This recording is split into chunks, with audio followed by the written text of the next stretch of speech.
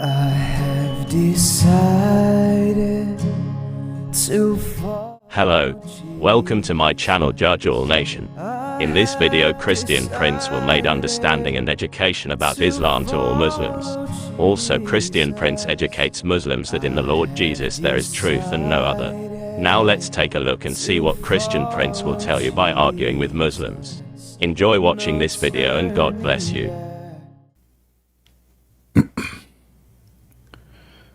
Go, Sarah. How are you doing? I'm fine. How are you? I'm all right. What do you want to say to us, Sarah? Sarah, she is a Muslim, as I know, right? Yes. You called me yesterday, correct? Right? I called you. I think I sent you a message. I wanted to talk to you in private.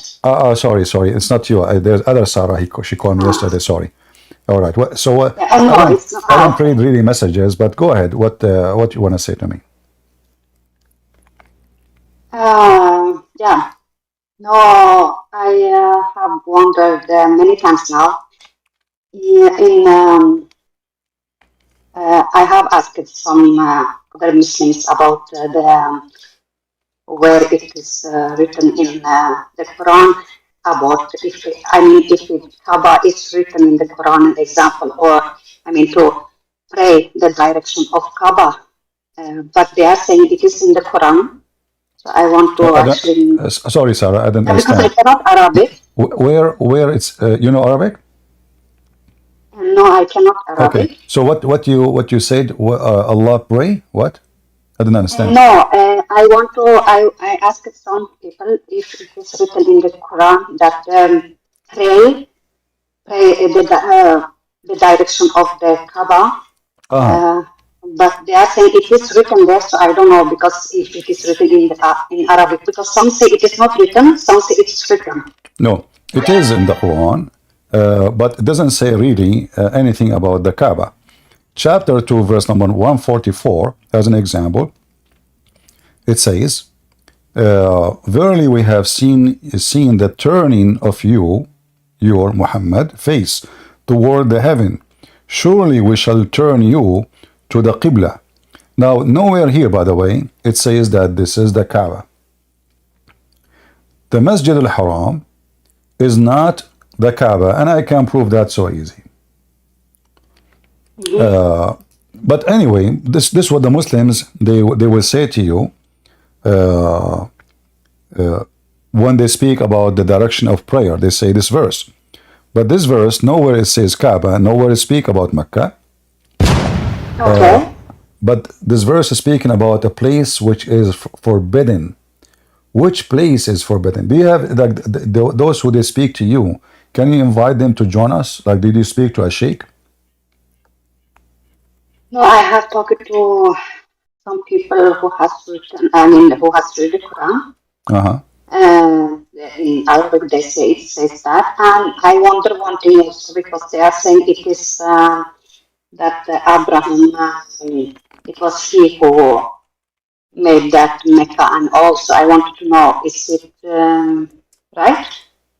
Is it, Abraham is the one who built the Kaaba. No, actually, Abraham, he built the Kaaba supposedly in the Quran, but according to Muhammad, the first one who built the Kaaba, it was the angels of Allah who came down, and then Adam, Allah sent him down in Sri Lanka, and then Adam, he did Hajj 40 times,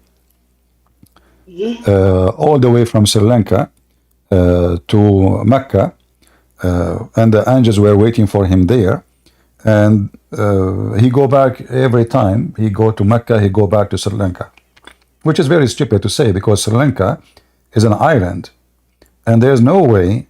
This is the first man, how he can pass the sea and go all the way from India, all the way, a very long, massive trip. It's going to take many years, in fact, to go one way and years to go back. And especially at that time, there's no GPS, so it's how he will know his directions.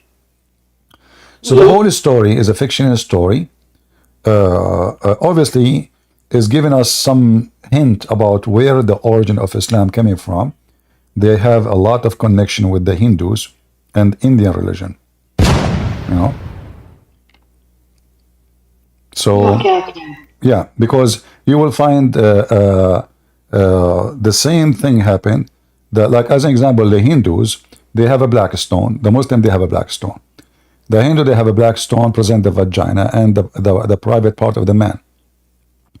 The Muslims, they have a stone, it's represent the vagina, and even involve sexual practice before Islam. And now Muhammad, he confirmed that Adam himself, he landed in Sri Lanka.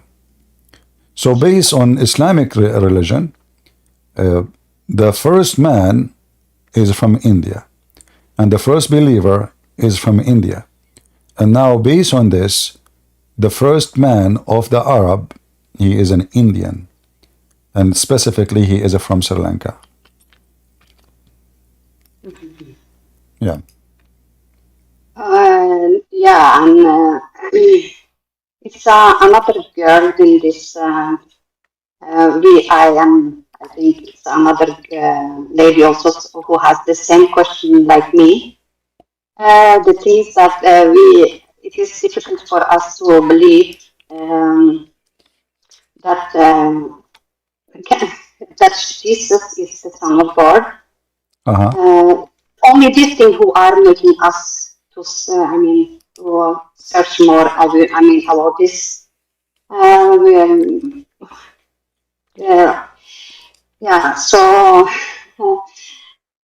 Otherwise, we are very interested. We are very interested to know about the Christianity and all that. But it's only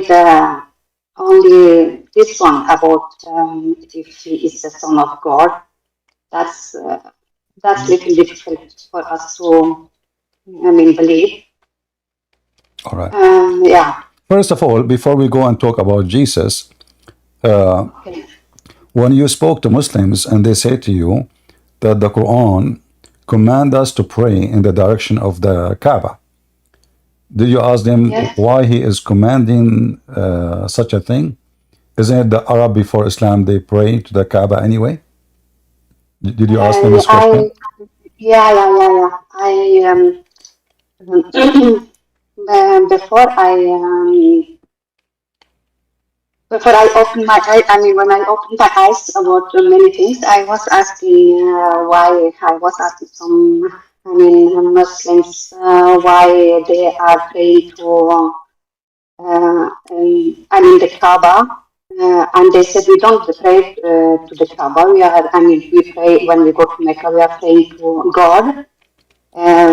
It's just that the direction. We don't pray directly to the Kaaba. And I was also asking why are you kissing the stone, and they were saying that Prophet Muhammad used to do it, did it. And I was asking where it is in the Quran. I never got the answer because I'm a Quran person. I'm not a Hadith, or difficult for me to believe in Hadith or Tafsir because it's not in the Quran. Hadith, and it's not it doesn't talk anything about the Hadith or Tafsir in the Quran. Because there are many who believe in Hadith and Tafsir, but because the Quran say the Quran is complete and fully detailed, something I thought before that I had to follow the Hadith and the Tafsir also. But you see, now I don't really. I don't get any answer the why funny, they do. those Muslims, that when you show them the hadith, they have all the claims like this hadith is not authentic, the books of hadith is full of lies. So when they want, the hadith is a resource. When they want, the hadith is a garbage. And what is the authentic source of Islam then? So how we can follow it? Like now, as an example, when you ask them about where in the Quran it says pray in the direction of the Kaaba, they will mention to you this verse, but where in the verse it says Kaaba? Anywhere? All what you see here is addition. This is nothing Mecca, between two brackets, is not in the verse. Kaaba, you know, what it says, what they are saying. Where? You know, we don't see. If you change, if you change the translator, you will find that all of those things will disappear.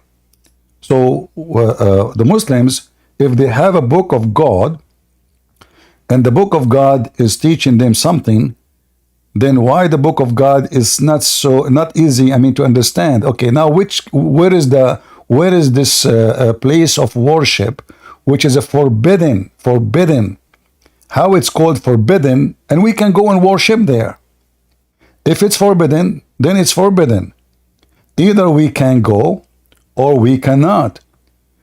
The place which is forbidden, it means we cannot pass it through. We cannot get into it. If we can get into it, well, this is not forbidden. Look, I just changed the translator. This is Yusuf Ali. And we see the turning of the face. But even this one, he have to add bracket.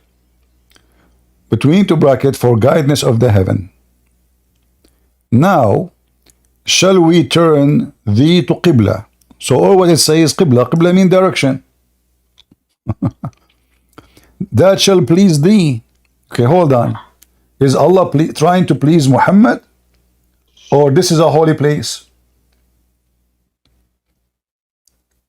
You see, either this is godly command, or this is just to please one man. So here it says, it shall please thee. And then turn then the face in the direction of the sacred mosque. In Arabic it says masjid. Masjid means a place of worship. And it says sacred.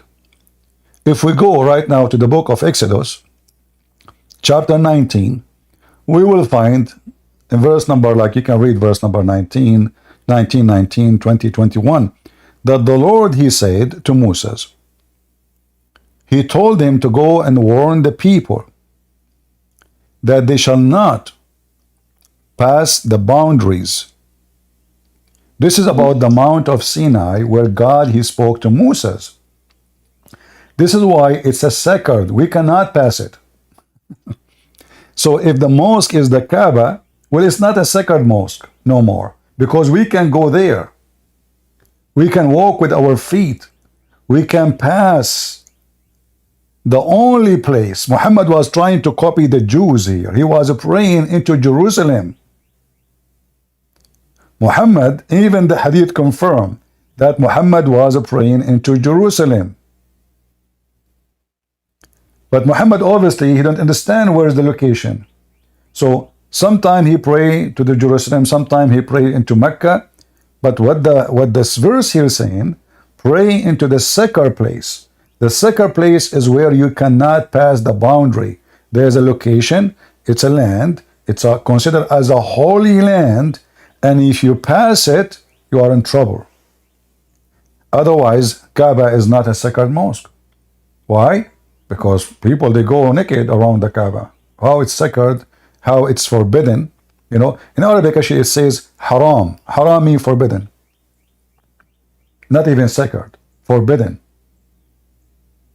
If I ask you right now, what, as a Muslim lady, when you say the word haram, isn't this what it means, forbidden? Yes. Let's see. This is what it says in Arabic. Al-Masjid al-Haram. Al-Masjid al-Haram. So what is it's haram.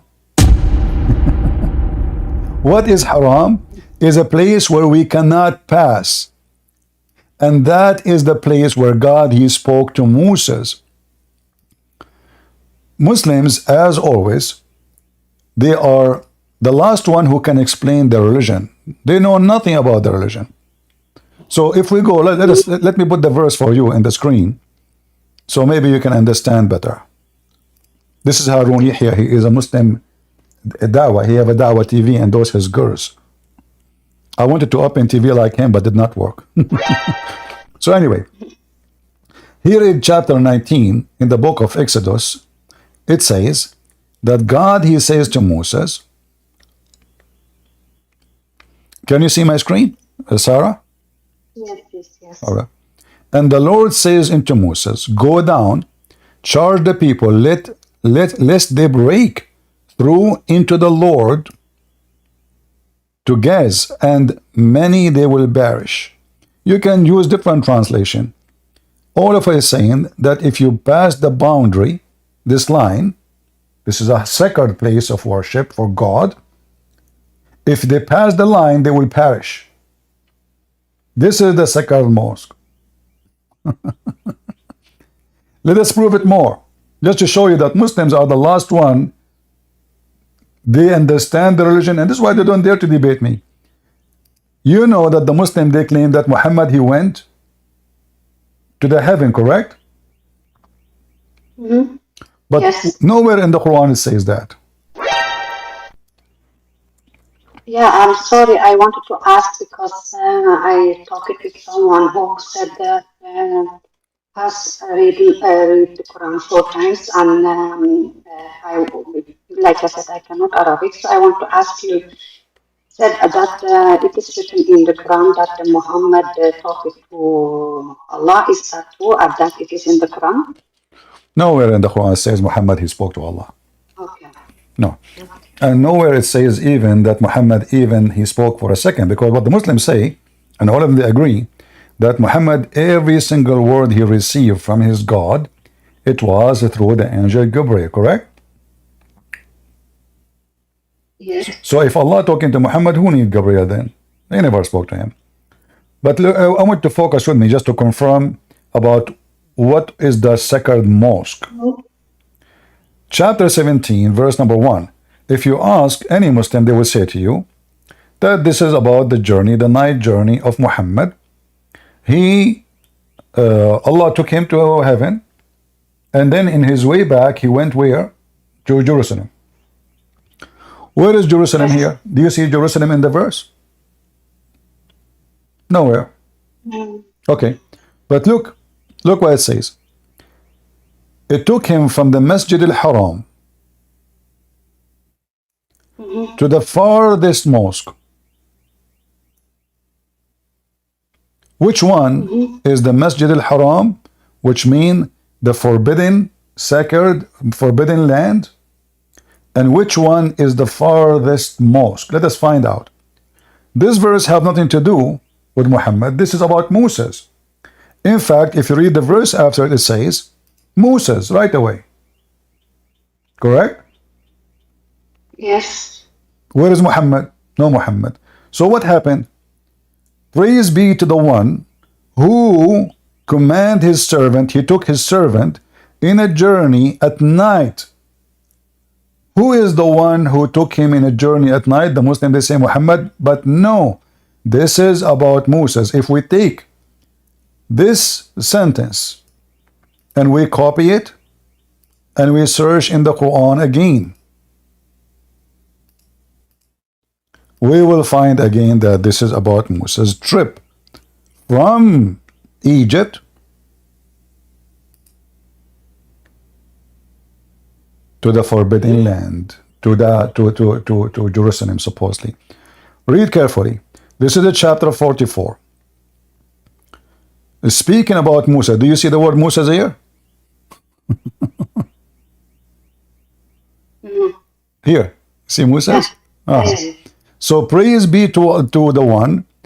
I took my servant during the night journey. Exactly the same sentence.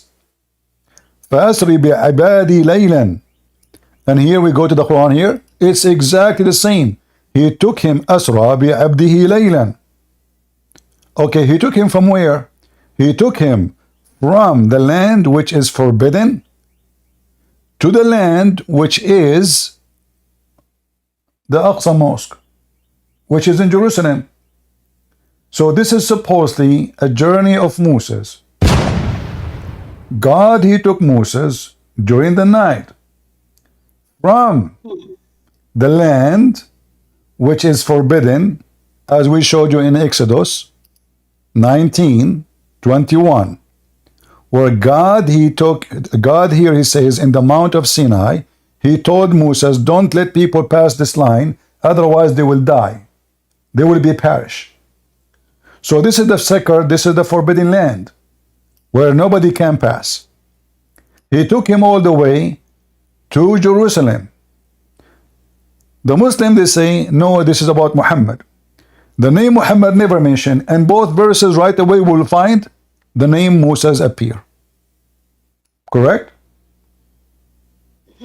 In both verses, it's about Moses. Here, at night, he depart, فَأَسْرَى, the same exact word, at night, and then the sea split open. This is the story about Moses leaving Egypt and crossing into the promised land, which is the land of the Jews before Moses. So Muslims are the last one to explain to you anything about the religion. If we go back to the verse about Muhammad going to heaven, well, where is the word heaven? Which one is more important, to visit Jerusalem or to visit the heaven? The heaven, correct? Yes. But where it says the word heaven here? It's gone. There's no heaven.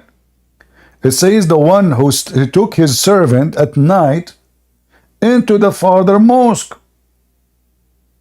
Where is the heaven? You ask the Muslim, they will say to you, this is Al-Aqsa. This is the mosque, it's called Al-Aqsa. So all the stories of Muhammad have a new fabrication made by Muslims. So what about Musa suddenly become about Muhammad? Suddenly they add a story about Muhammad going to heaven, seeing 7 heavens, seeing Adam and Moses and Jesus and Abraham there, and seeing women in hell, and seeing Adam crying and Adam laughing like a crazy mentally ill person. All those stories are fabrication. That's why I believe that all the Quran and even the character of Muhammad is a fabrication, because none of those stories make sense. If Allah sent Muhammad to heaven, well, he should mention that in the Quran. More important to mention it than taking Muhammad into the Aqsa Mosque. But here we go, the verse in the front of us, we don't see the word heaven. Did Allah drop the most important, the journey of Muhammad to him? And he remember only journey of Muhammad to a mosque is not even built yet. So all those stories in the Quran, they are invalid, very stupid, so silly, and the conclusion will be that the author of the Quran is mentally ill. If I am God and Muhammad, I took him to heaven, I took him to Jerusalem, why I want to mention his visit to the Aqsa Mosque, but I don't mention his visit to me? Which one is more important?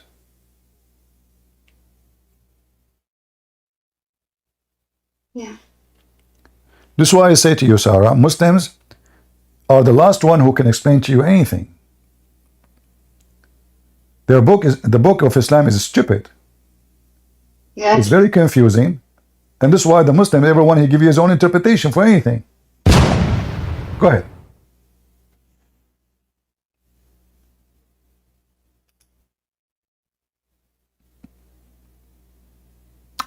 You muted yourself, Sarah? All right, maybe she have somebody there. That's all right. As you see, guys. Yes, sorry. Go ahead, Sarah. Yes. Yes. I had another question also, but I All right. forgot. The other question was, yeah. It's no, yeah, and that's what I wanted to say. In the Quran, it says pray three times. And, right? Yeah. But you see, Sarah, all those things is not really important. You need to focus on the value. You know, okay, the Quran says don't eat pork. Okay, so if I don't eat pork now, I'm a good guy. I mean, that is silly, you know.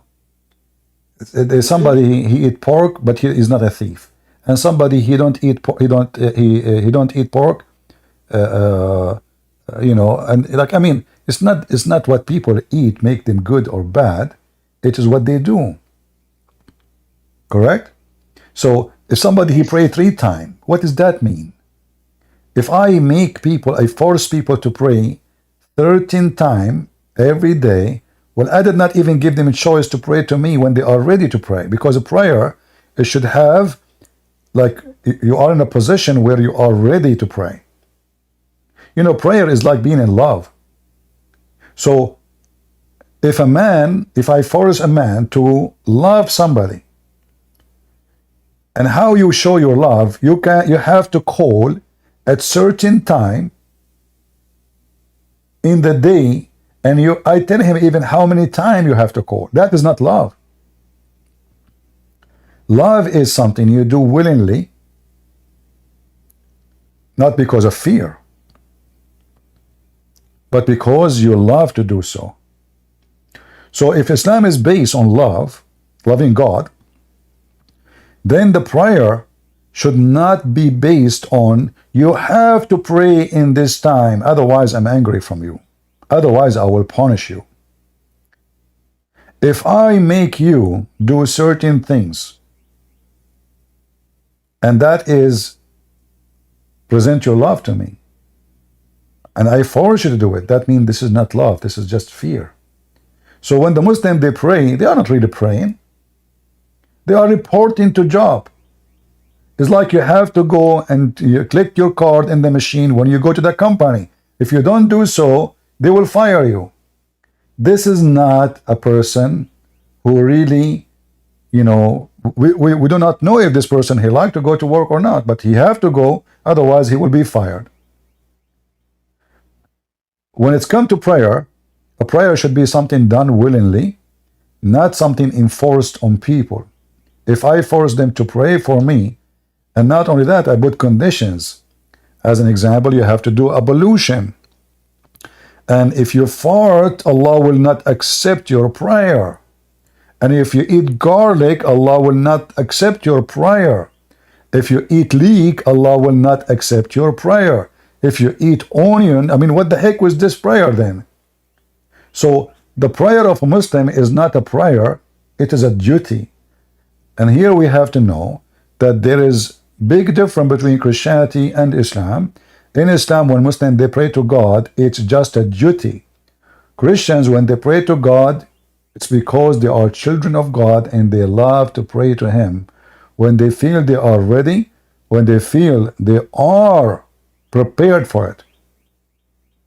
It is something spiritual, it's something touch your heart, is not a duty to do.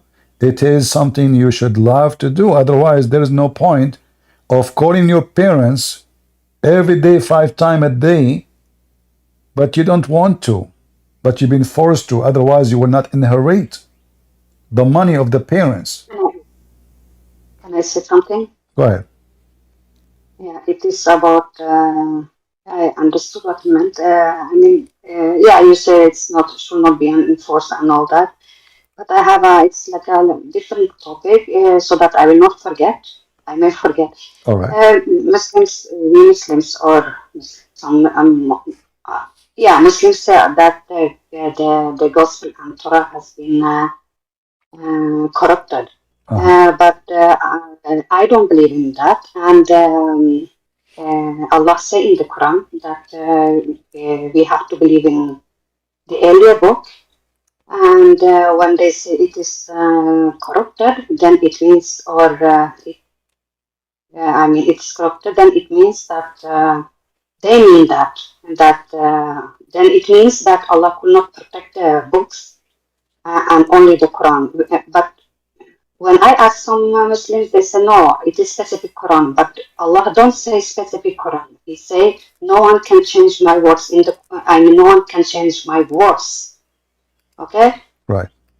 So I want to say to all these Muslims in the world that this is not right, because Allah says you have to believe in all the book from earlier, and by saying that it is corrupted or it is then actually the one who say it is corrupted, actually they are not believers, they are disbelievers.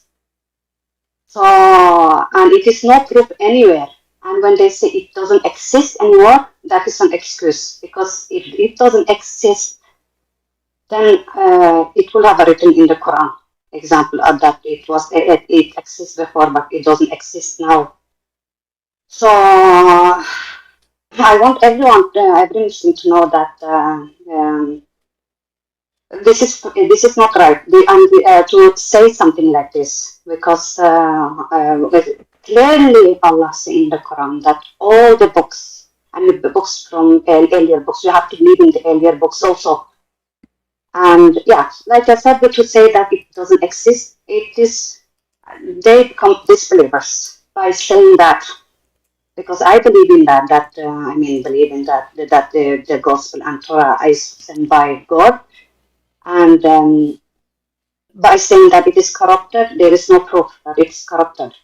All right. So yeah. Sarah, listen carefully. We don't care what the Muslim says. We don't care even for Allah. We believe that Allah is not our God, and He is a satanic God at the end of the day. However, because the Satan, he cannot even maintain what he say, he caused Muslims a huge confusion. That's what Islam is about. Like you mentioned that the Quran says in many places, as an example, the surah in front of us, chapter 6, 115, Allah, He says nobody can change His words. He never said the word Quran. He said nobody can change His words. In fact, we as a Christians, we can, this is additional proof Islam is false. Why? Because when the Muslims, they say that Allah sent 124,000 messenger, and then all their book is gone, and there's only one book is preserved. That is a proof that Islam is a fraud. Why? I am claiming to be a messenger, and all the previous book before me of a previous prophet deny someone like me to be a prophet. So what I do? I deny them all. Why? Because I'm committing a fraud. So I deny them all because this is the only way I can prove myself. This is what the Muslims are trying to do. Because all the books before Islam, they never spoke of someone like Muhammad. He is not qualified in every way, in every mean. Even he is not qualified according to the Quran. As an example, the Quran mentioned who is the one, the children of who they are going to be the prophets of God. So if we put the Quran into test, we will find that Muhammad, he failed into his own words. He cannot pass the test to be a prophet. If you go it in the Quran, you will find that Allah, He made from the children of Israel the prophethood. Well, is Muhammad from the children of Israel? And indeed, we gave the children of Israel the scriptures and understanding the scriptures and the prophethood. Do you see it? Okay, is Muhammad is a Jew? Is he from the children of Israel? So if we gave them he did not say we made some of them prophets. No. It says the prophethood. Then you will find other verses saying something more even stupid and silly. In chapter 29, and I say it's stupid and silly because this is the Quran is messed up. Chapter 29, verse 27, it says, and we bestowed on him, between two brackets, Abraham, Isaac, and Jacob. Where is Ishmael? And then, and we made from their prophet, from their offspring, the prophethood. Do you see it? Yes. Okay. So the Quran confirms that from the offspring, only from the offspring of Abraham through Jacob and Isaac is the prophethood. Only. There's no others. How Muhammad here fit? I just showed you two verses, right? Yes. If the Muslim they say that Ishmael was a prophet, no problem. Ishmael, first he have nothing to do with Muhammad, but even they claim that he is descendant from Muhammad, where it says that the children of Ishmael, they will be prophets. You see how stupid the Quran? So, if Muhammad is a prophet, he failed even to make a book proving himself to be even listed. At least list yourself there.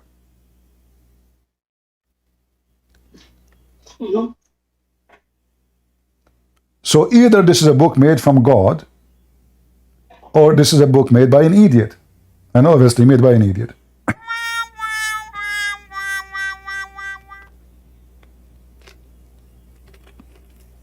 Anything else? And not want to forget to mention, the Quran keeps saying, believing in what is with them. This is all those verses in the Quran.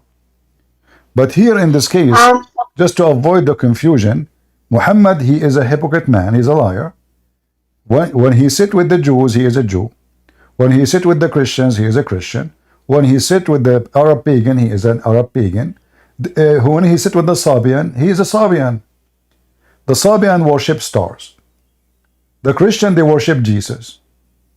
The Jews don't worship Jesus. How those three suddenly they are going to go to heaven in Islam when they have totally different mission? The Jews don't accept Jesus. They don't accept him even as a prophet. So when the Quran says those who they are Jews, and those who they are Christians, and those who they are Sabian, and whoever believe in Allah, they will go to heaven. How those three are going to be part of the Islamic religion? Sabian worship stars, even part of them they worship demon, they worship Satan, sorry. And the Jews don't accept Jesus, and the Christian they worship Jesus. So how three which is struggling with each other, the Sabian, they believe that the God of the Jews is Shaitan, or let us say is an evil God, not Shaitan, because they worship Shaitan. So he's an evil God. Why? In their book they say that the God of the Hebrew, he commanded them to do circumcision. He is evil. So according to the Sabian, circumcision is an evil act. According to the Jews, circumcision is a good act. According to Muhammadan, circumcision must be done. Yet Muhammad never circumcised. So how those three who oppose each other, all of them in one verse are going to go to heaven? That is impossible. Unless you are a hypocrite, making a speech, making anyone, what is your religion? You are a hippie? Okay, you are going to go to heaven. What's your religion, sir? Hindu. Sadhguru, how you doing? You go to heaven too. So Muhammad was here trying to make everyone accept him as a prophet. But we know clearly by examining the Quran and the stupid teaching of Islam that Muhammad is a person who has no God. Even God, he worked for him. You know, when Aisha, she said to Muhammad, I see that your God, he rushed into your lust, Muhammad.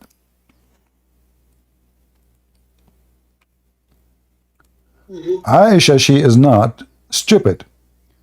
She found out that Muhammad obviously is a scam.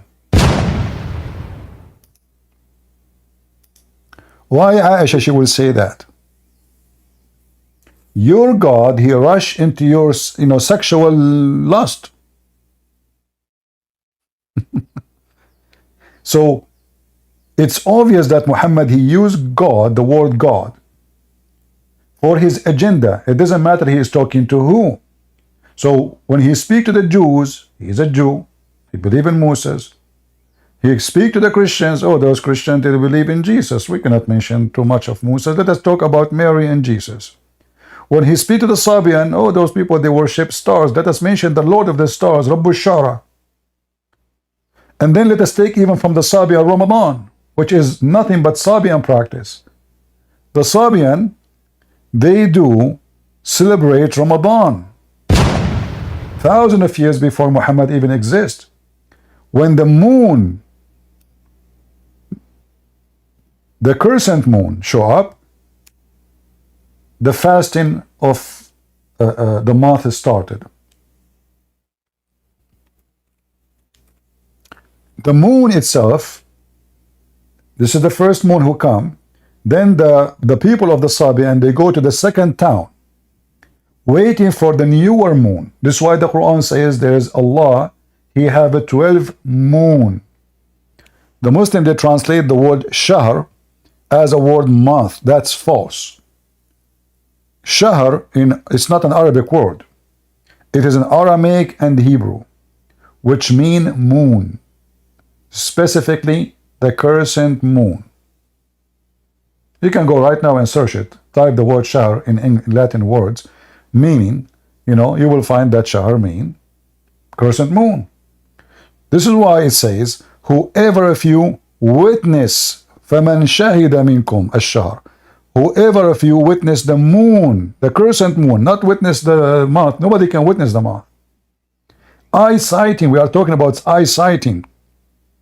So whoever of you who eyesight the moon, then he fast. This is something Muhammad, he took from the Sabian. Even the hadith says that the Arab, they believe that he is a Sabian, and the Muslims, they agree. A woman, she was in the desert. The Muslim, they asked her, where you get your water from? She said, I was there 2 days ago. They said, can you show us? We are sent by the messenger of Allah. She said, is that the one who is a Sabian? They said yes. They didn't say no. So if you change the translation for this verse, just to show you how the Muslims, when they translate, they are doing a great cover up. What translation usually you read there, Sarah? There is a specific translation you read? I read in English. I know, but like there's a specific name you read, or it doesn't matter. Read with me here. It said, do you see here, like we just changed the translator. Look, we have different words. So whoever of you sight, between two bracket, the crescent moon, do you see it? Mm-hmm. What do you mean? So how sight the crescent moon? Where it says sight the crescent moon, and then where is the word month? There's no word month. This is the word moon, the crescent moon. So whoever of you sight the crescent moon, he fast. Muhammad now is a Sabian. So Muhammad is a scam like Obama. Obama, he go to the mosque, he say my Muslim faith. He's a Muslim. Obama, he go to Jerusalem, he wear the hat of the Jews. Obama, he go to the church sitting with the African American Christians, he is holding the Bible and he is crying. Obama, he sit with the atheist, he make fun of the Bible. Which one of them is the true Obama? The same as Muhammad. And even Muslim, they don't shy to say Muhammad was a leader and he was doing politics. This is why he married many women, to spread and to make his rule strong. So Muhammad is not a prophet of God who God supporting him. He needed women legs in order to make himself a prophet. He cannot be a prophet without using women. So how that can be godly? So as you see, wherever we go, Muhammad is an idiot, and we prove it.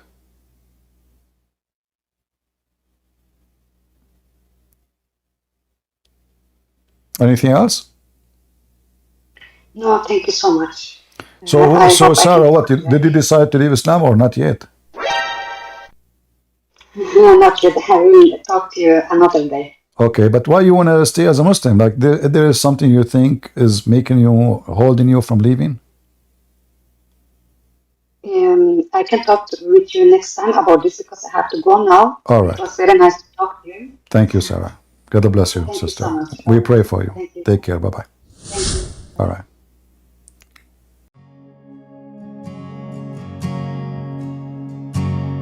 I have decided to follow Jesus.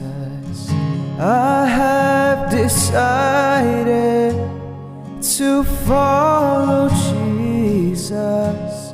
I have decided to follow Jesus. No turning back. eternity.